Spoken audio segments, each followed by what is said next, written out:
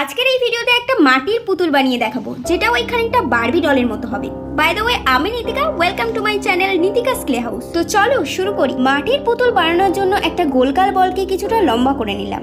মাঝখান বরাবর এভাবে টিপে টিপে ঘুরিয়ে ঘুরিয়ে মাঝখানটা সরু আর উপর নিচে ওই টুমের মতো করে নিলাম। নিচের টুমটা লম্বা করতে গিয়ে ওই দুটো টুমের শেপই পাল্টে গেল। ভাবলাম এভাবে আর আমার পুতুল করা হলো না। তারপর মনে হলো এই সরু অংশটাকে মাটিটাকে নিচের দিকে নামালে পুতুলের গাউনের প্রথম স্টেজটা হয়ে যাবে। এবার এই ওপরের দিকটায় পুতুলের গলা করে নিলাম আর এই পোর্শনটা দুটো ভাগে ভাগ করে নেব। প্রত্যেকটা ভাগ থেকে কিছুটা মাটি ওপরের দিকে তুলে পুতুলের হাত মানে পুতুলের কাঁধ করে নিলাম। এবার পুতুলের বডির স্ট্রাকচারটা করতে হবে। এভাবে পুতুল করলে পিছনের দিকের মাটি উঁচু হয়ে থাকবে, যেটাকে কেটে সমান করতে হবে।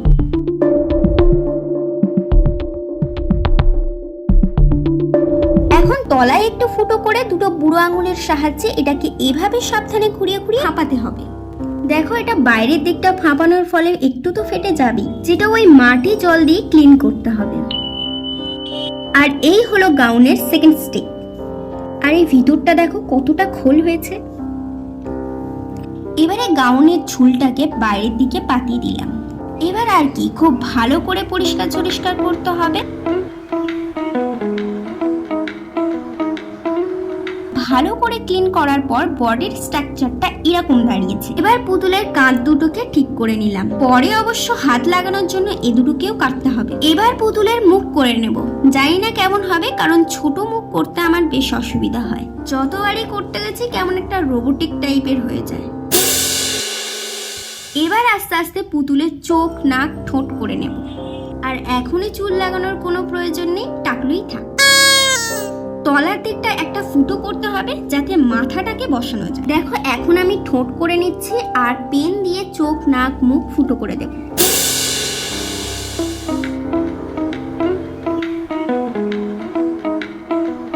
মাথা লাগানোর পর বডির সাথে খুব ভালোভাবে জয়েন করতে হবে। আর চুল লাগানোর জন্য মাথার পিছনে এরকম খোপার মতো করে নিলাম। তারপর মাটির দড়িকে এভাবে পেঁচিয়ে পেঁচিয়ে মাটির চুল করে নিলাম। মাটির দড়িটা খুব নরম না থাকলে কিন্তু এভাবে পেঁচানো যাবে না, ভেঙে যাবে। এবারে পেঁচানো মাটির চুলটাকে পুতুলের মাথায় ভালোভাবে লাগিয়ে দিলাম। এবারে বানাবো পুতুলের হাত। তার জন্য মাটিটাকে ওই মোটা থেকে সরুভাবে ডলে নেব। তারপর হাতের আঙুলগুলো করে নেব। এভাবে দুটো হাত বানাতে হবে। তারপর হাতগুলো লাগিয়ে দিতে হবে।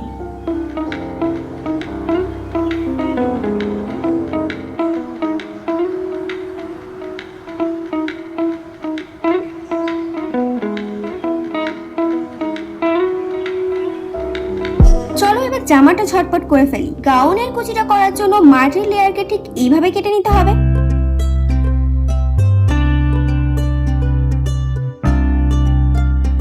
এখন এই ত্রিভুজাকার শেপগুলোকে আলাদা করে নিচ্ছি। আর প্রত্যেকটা ভাগ ডলনের ডাঙের ওপর রেখে চাপ দিয়ে প্যান্ট করে নিলাম।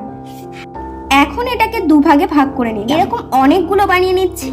এরপর এক এক করে গাউনের নিচের দিকে কুচিগুলো লাগিয়ে নেব, তারপর ওপরের দিকে লাগিয়ে নেব।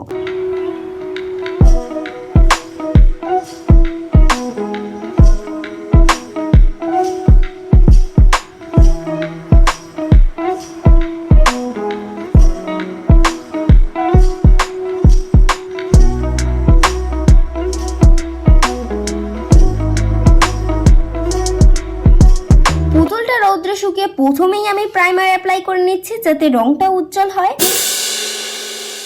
এরপর পুতুলের হাত মুখে স্কিন কালার করে দিচ্ছি, যেটা ওই হোয়াইট, পিঙ্ক, ইয়েলো মিক্সড করে করেছি।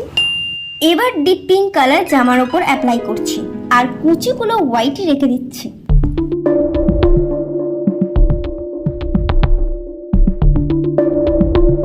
চুলের কালার এখানে আমি ইয়েলোর ওপর অরেঞ্জ দিয়েছি। পুতুলের গ্রিন আইস করার পর লিপস্টিক লাগিয়ে দিলাম। নেক্সট আমি পিঙ্ক কালারের ওপর ক্যালিকলাটা ইউজ করছি, যেটাকে কিছুক্ষণ রাখার পর পিঙ্ক কালার অভ্র ফু দিয়ে জামার গায়ে লাগিয়ে দিলাম। এভাবেই হোয়াইট কালারের ওপর আঠা লাগিয়ে রূপালি অভ্র উড়িয়ে দেব। চলো তাড়াতাড়ি কমেন্ট করে ফেলো কেমন হয়েছে, আর একটা লাইক করতে ভুলো না। ফাইনালি আমাদের বারবি ডল কমপ্লিট। তোমাদের সঙ্গে আবার কথা হচ্ছে নেক্সট ভিডিওতে। টাটা।